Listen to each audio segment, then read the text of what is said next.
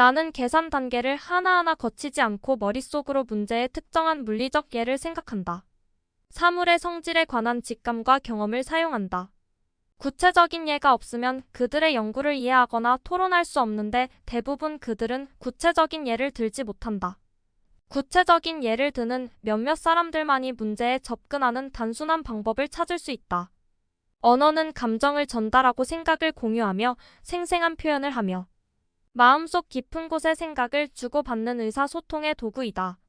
언어가 없으면 문명도 없다. 언어는 인간과 유인원 침팬지를 구분하는 점이다.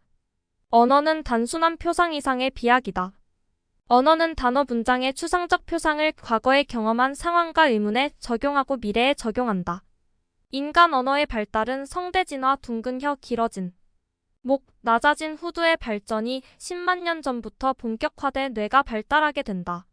언어는 사고를 촉진시킨다. 뇌에는 음성 언어를 지각하는 회로가 있다.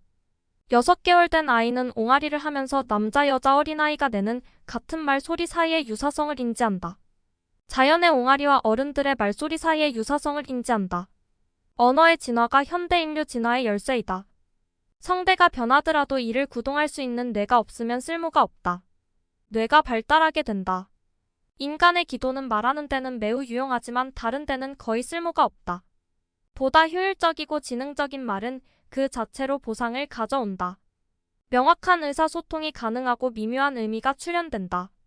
언어가 없는 인간 문화는 상상할 수 없다. 언어는 모든 일의 출발점이다. 언어는 사고를 촉진한다. 아기는 시각 청각적 상관을 인지한다. 두 개의 같은 상대 중 소리가 나는 쪽으로 응시한다. 말의 청각과 운동 사이의 상관을 인지한다. 자기가 들은 것을 말하려고 시도한다. 말과 소리를 구별하고 범주화하는 능력이 아이 때부터 뇌에 회로화되어 있다. 말하는 엄마와 말 못하는 아기의 상호작용에서 언어의 기원을 발견한다. 아이가 한쪽 손을 갑자기 올리는 것은 말하기 전 단계로 입술과 혀의 움직임과 상관관계가 있다. 아이와 엄마는 서로 반응하고 대화하고 웃는다. 유아는 자신을 외부 세계와 구별한다. 아이는 사람과 사물을 구별한다. 실어증 관련 언어의 뇌 영역에는 브로카 영역과 베로니카 영역이 있다. 브로카 영역은 대뇌 좌측 전두엽에 있으며 듣거나 이해는 하나 말을 못한다. 베로니카 영역은 좌뇌 뒤쪽에 있으며 상대의 말을 이해 못하고 말은 잘 하나 의미 없는 말만 한다. 뇌는 언어적 자극과 비언어적 자극을 구별한다. 중국어는 강력한 상형적 음악적 특성을 지닌 언어이다. 언어가 다르면 생각도 다르다. 언어는 마음을 형성화하는 데 중요한 역할을 한다. 타인과의 관계, 사물을 보는 시각, 현실을 내면에 어떻게 형상화하는데 언어기 결정적인 역할을 한다. 에스키모에게는 눈을 말하는 단어가 100개나 있다. 언어는 지각을 결정하고 지각은 마음을 빚어낸다. 언어는 사고에 영향을 미치며 세계를 바라보는 특정한 시각을 만든다. 미국 남부 호피인디언에게는 시간을 의미하는 단어가 없다. 시간과 완전히 동떨어진 생활을 한다. 언어가 달라도 서로 의사소통이 되고 서로에게서 무언가를 배운다. 수화는 핵심적인 면에서 음성 언어와 같은 구조를 가진다. 청각장애인은 생활에 별 지장이 없다. 뇌의 가소성은 뇌의 무한한 적응 능력이다. 언어는 동물과 인간을 구분짓는 인간의 독자적 체계이며 매우 복잡한 일이다. 언어는 단지 의도와 정보를 전달하는 것이 아니고 사람들과의 관계, 지위, 역할, 서열을 조절하는 것이다. 언어는 마음속에서 일어나는 비언어적 형태를 모든 일을 쉬지 않고 반영하는 공개적으로 표상하는 그림자이다. 언어는 인간이나 동물 행동의 모든 측면들이 상호작용하는 과정이다.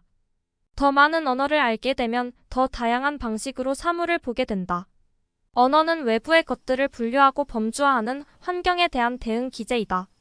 우리는 세상에서 겪는 경험과 자신에게 중요한 의미를 갖는 대상에 따라 언어를 범주화한다. 마음의 발달, 언어의 발달, 사고의 발달은 서로 분리할 수 없는 연결망이다.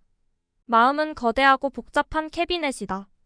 수십억 개의 뉴런에 저장된 서류처를 뒤져 자세히 검색한다. 정보는 시간 순서대로 저장되는 것이 아니다. 마음의 서류철은 더 이해하기 쉽고 더 효율적으로 조직화되어 있다. 측두엽을 자극하면 과거 일을 기억한다. 과거 기억은 저장되기는 하나 대부분 자발적으로 회상되지는 않는다. 뇌는 단어나 심상을 전기화학적 신호로 저장한다. 동물도 사고 능력을 가진다. 먹이를 찾은 꿀벌은 벌집으로 돌아와 엉덩이 춤을 추고 먹이 출처, 거리, 방향, 먹이의 질을 알린다. 이 정보와 바람, 태양의 움직임 차이를 보정하고 먹이로 날아간다. 꿀벌은 정해진 항해 절차를 따른다. 태양은 꿀벌의 항해에서 나침반 역할을 한다. 위치 정보가 보정된다. 모든 게 자동으로 일어난다. 꿀벌은 기계 같은 방식으로 행동한다.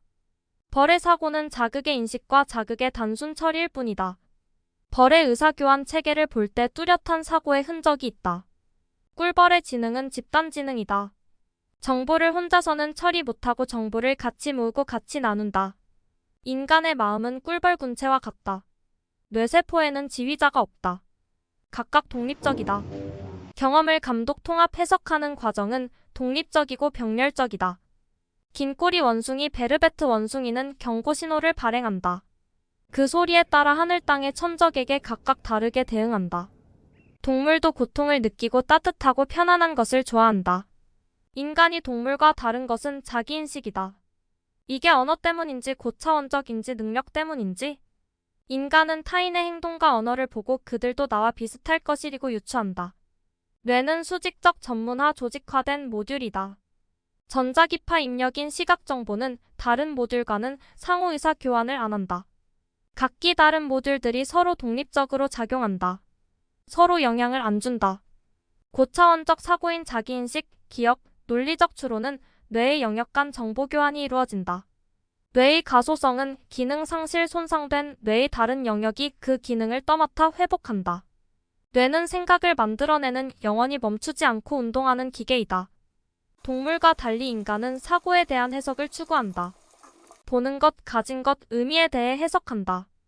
인과관계 등 현재 순간을 지각하고 평가한다. 미래의 잠재적 가능성을 생각한다. 의식적 자각을 거치지 않아도 정보가 마음에 편입된다. 생각이란 뇌세포들이 이루는 망 전체를 활성화하는 것이다. 뇌는 동적이고 항상 활동하며 변화한다. 플라톤의 동굴에 비친 춤추는 사람들의 그림자를 보면 우리가 측정하는 것은 사고의 그림자이다. 사고 자체가 아닌 사고가 만든 흔적들이다. 우리의 지각 과정은 수동적인 과정이 아니라 매우 능동적이고 탐색적 과정이다.